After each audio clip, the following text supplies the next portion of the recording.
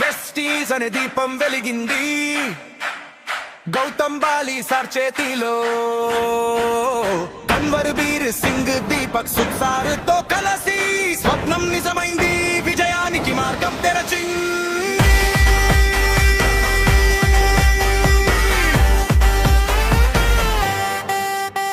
మన వెసచి చేస్తే జీవితం మారుతుంది, లాభాలు పెరుగుతాయి, అశ్వథ్ నగకి కలలు నిజమవుతాయి.